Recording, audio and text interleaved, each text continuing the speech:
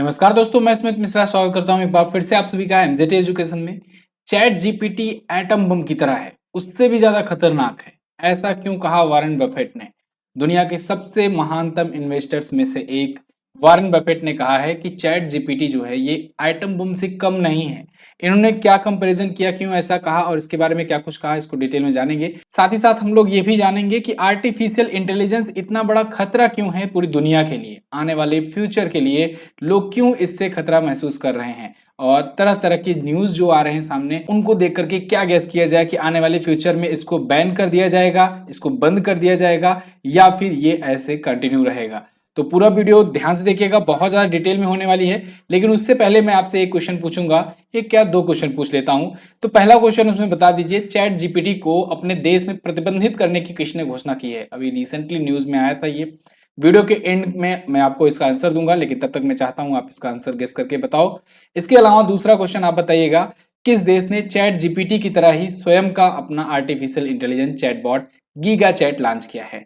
वैसे दोनों ही मैंने डेली करंट अफेयर में कवर कराया हुआ है, तो अगर आपको पता है तो आंसर कीजिए, वरना वीडियो में एंड तक बने रहिए। चलिए, तो सबसे पहले बात करते हैं वॉरेन बफेट की। वॉरेन बफेट आप जानते हो दुनिया के सबसे बड़े इन्वेस्टर्स माने जाते हैं, और इन्होंने अभी हाल ही में आर्टिफिशियल इंटेलिजेंस को कंपेयर कर दिया है एटम बम से।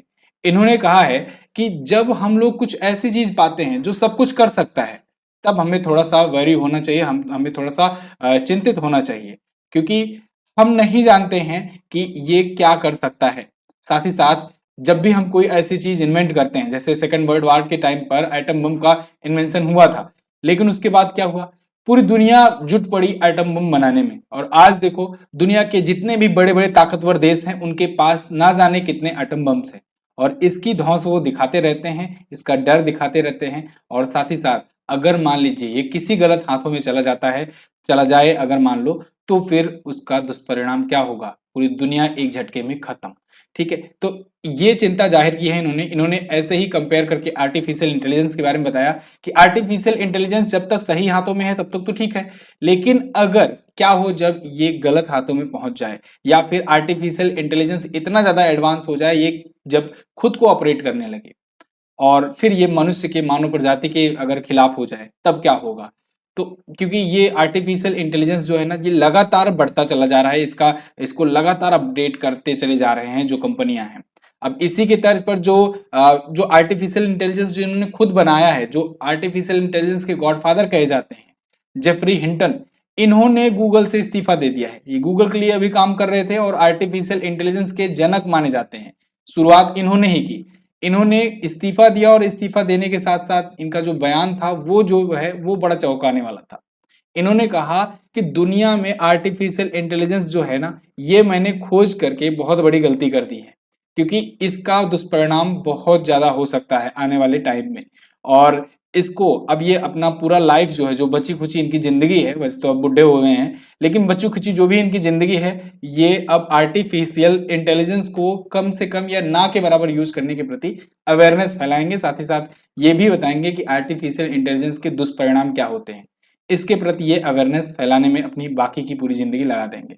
जेफरी हिंटन है ये, जो कि आर्टिफिशियल इंटेलिजेंस के जनक माने जाते हैं। 2011 में सबसे पहले इन्होंने ही इसकी शुरुआत करनी शुरू की थी, और धीरे धीरे रिसर्च करते करते आज बहुत सारी कंपनियां हैं जो आर्टिफिशियल इंटेलिजेंस पर काम कर रही हैं। और उनमें से ही एक टूल आपने देखा, ओपन एआई का चैट जीपीटी। ओपन एआई, अब ये ओपन एआई एक कंपनी है, इसके द्वारा एक प्रोडक्ट लॉन्च किया गया है चैट जीपीटी।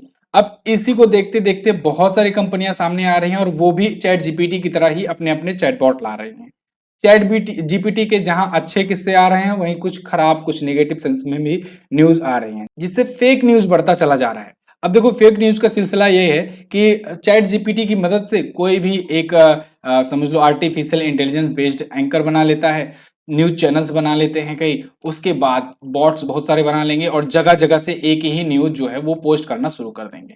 तो इससे क्या होता है, जब कोई जो आम जनता है, वो आम नागरिक है, वो देखेगा कि यार कई प्लेटफॉर्म पर एक ही टाइप की खबरें आ रही हैं, तो मतलब ये हो सकता है सही न्यूज हो। ऐसा ही एक वाकया देखने को मिला चाइना में। चाइना में देखो, यहाँ पर first chat GPT arrest in China over fake train crash news. यहाँ पर क्या हुआ कि भाई एक बंदे ने एक ट्रेन क्रैश का ही न्यूज फैला दिया, और साथ ही साथ बहुत सारे मल्टीपल अकाउंट्स पर इसने पोस्ट कर दिया ये रिपोर्ट।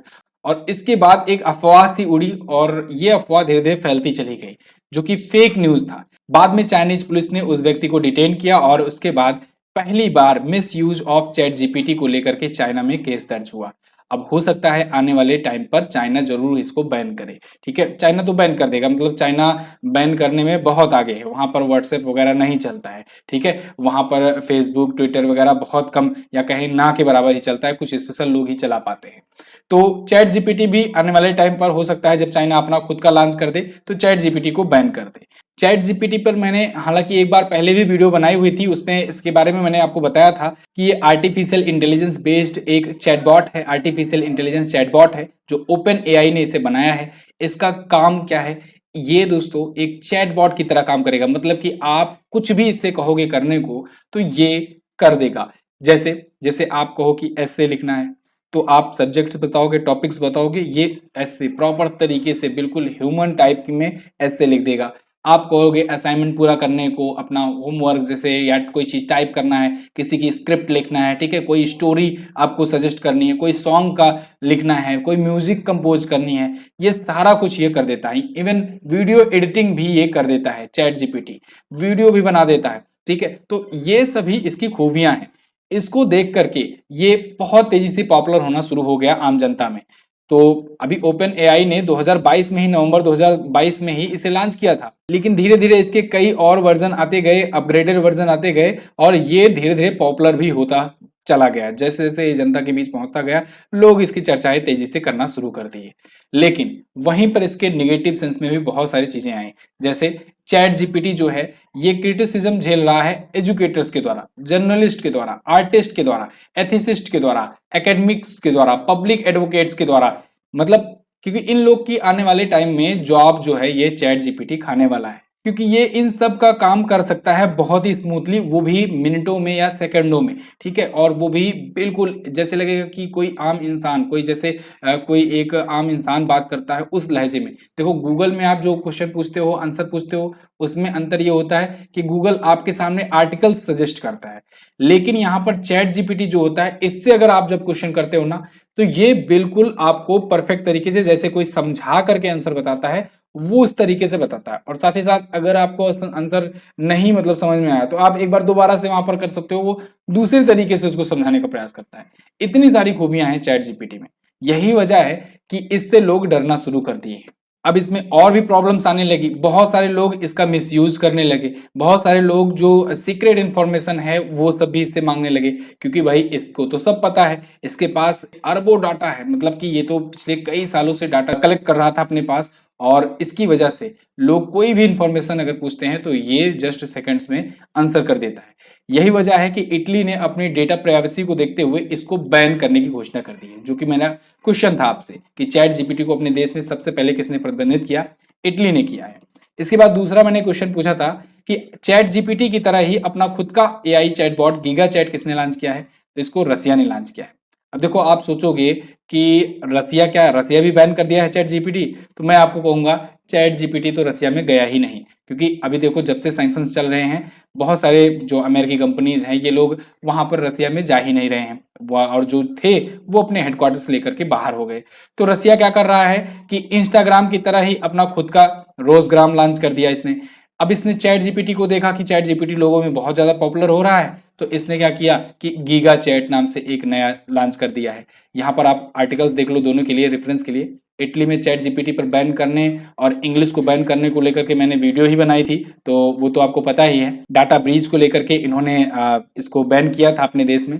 ठीक है, हालांकि वो टेम्पररी बैन है, आगे हो सकता है वो बैन हटा लिया जाए इटली में। लेकिन यहाँ पर देखो ये रसिया वाला बात, गीगा चैट जो है इसको लॉन्च किया है रसियन गवर्नमेंट ने। ठीक है, रसियन राइवल है ये ओपन एआई का चैटबॉट का। तो ये तो थी ये वीडियो आर्टिफिशियल इंटेलिजेंस को लेकर के, छोटी सी। आई होप आपको वीडियो समझ में आई होगी, इन्फॉर्मेटिव लगी होगी। वैसे आपके हिसाब से आर्टिफिशियल इंटेलिजेंस कितना ज्यादा खतरनाक हो सकता है, आपके हिसाब से किन किन सेक्टर्स को ये तबाह कर सकता है, आप जरूर बताइएगा कमेंट करके। इसके अलावा अगर आप किसी भी एग्जाम्स की तैयारी कर रहे हो, अगर आप लास्ट 6 मंथ की करंट अफेयर ढूंढ रहे हो, तो हिंदी और इंग्लिश में बहुत बढ़िया कंपाइलेशन के साथ chapter by chapter, topic by topic आपके लिए ये ई बुक लाई गई है। आप इसको ले सकते हो। ई बुक हमारी मिलेगी आपको एमजेटी ऐप पर। एमजेटी ऐप पर ही आपको किसी भी प्रकार की, आप अगर किसी भी महीने की लेना चाहते हो ई बुक, वो भी मिल जाएगी। हमारे क्वालिटी कोर्स जो कि बहुत ही अफोर्डेबल प्राइजेस पे हैं, ये आपको वहां पर देखने को मिल जाएंगे। तो आप इनको ले सकते हो एमजेटी एजुकेशन से। वहीं पर आपको स्टैटिक जीके की ई बुक भी मिल जाएगी। तो आप जाइए, एमजेटी ऐप डाउनलोड कीजिए गूगल प्ले स्टोर से। वहीं पर आप फ्री में पीडीएफ, फ्री में क्विज वगैरह भी लगा सकते हो। This is the end of the video. Thank you so much for watching. मिलेंगे अगली वीडियो में, तब तक के लिए नमस्कार, जय हिंद, वंदे मातरम।